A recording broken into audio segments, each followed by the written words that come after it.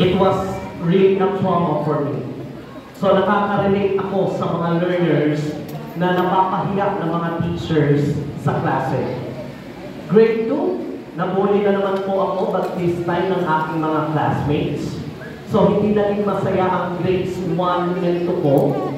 Biglaan ang paglipat namin sa Cavite habang nasa 4th quarter pa lang ng grade 2. Kaya naman, natuto ako maging independent. Dahil hindi pa tapos ang school year, ako po ay bumabiyahe grade 2 from Alabang papuntang Dasmariñas. So umiikot pa kami from Carmona, GMA, pauwi dito sa Dasmariñas. Grade 2 pa lang ako. At para makatipid sa pamasahe, ako po ay umuupo sa stroller sa harapan ng jeep para libre. So ganun ako naging matatag noong grade 2. Grade 3, nasa Cavite na po ako, nag-aaral. And bilang guro o kapwa estudyante ang nambubuli sa akin. Take note of this, parents and guardians. I was bullied by my own family. Ang sakit pala talaga marinig kapag tinutukso ka ng sarili mong pamilya.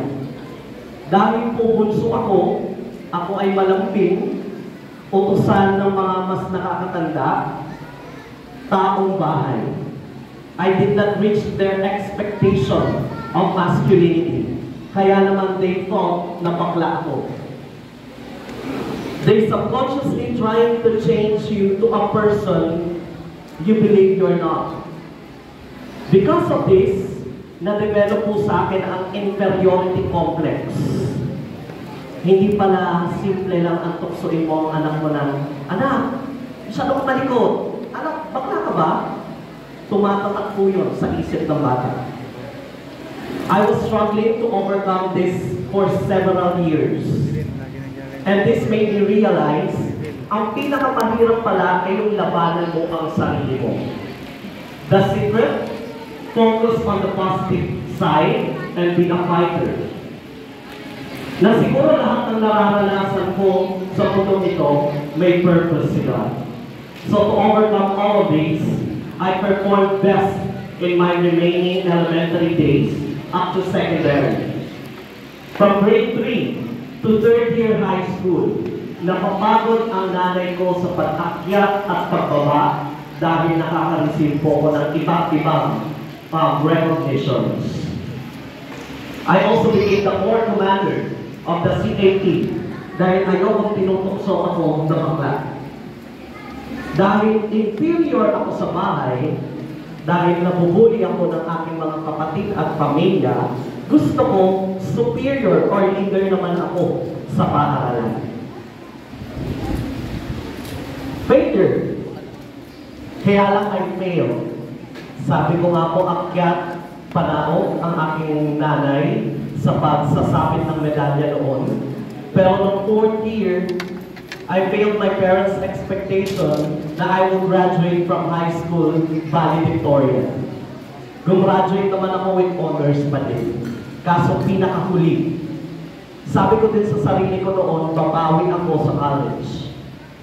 It was my culture sa school ko dati na ikaw ay magiging speaker lang sa graduation kapag ikaw ay valedictorian. Pero 2 weeks ago, dahil hindi nga po ako valedictorian, ina-expect ko na hindi ako magiging speaker sa kanila. 2 weeks ago, I was invited po ng school ko dati, nung elementary at secondary, at ako ay naging guest speaker din po sa kanila.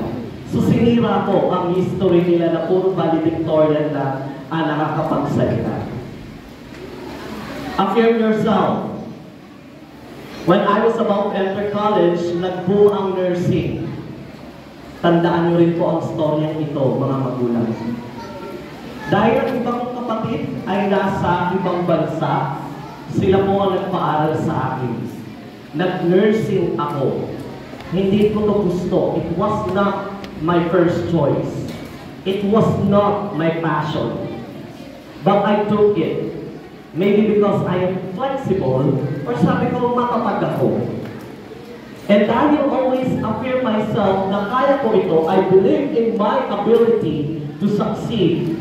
And yes, gumraduate po ako ng cum laude and college valedictorian with the highest grade in all courses offered in the university. It was my best gift for my mom. Bakit po? Because during that time, she suffered from depression when my father left us. My mom locked herself sa kanyang room for almost a year. Natuto kong maggitara at kumanta para lang kantahan ko ang nanay ko araw-araw. I also remember na naglalaba ako nung gabi, nasa taas at napatingin sa langit, gabi mo no? At sabi ko sa sarili ko, habang tumutulo ang luha ko, kaya ko ito. Magiging matatag ako.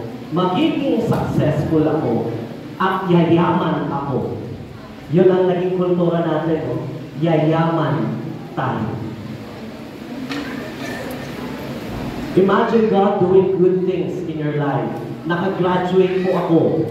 I passed the board exam. And I look for a job. Pero hindi ako matanggap sa hospital dahil sobrang dami ng mga nursing graduates or mga naging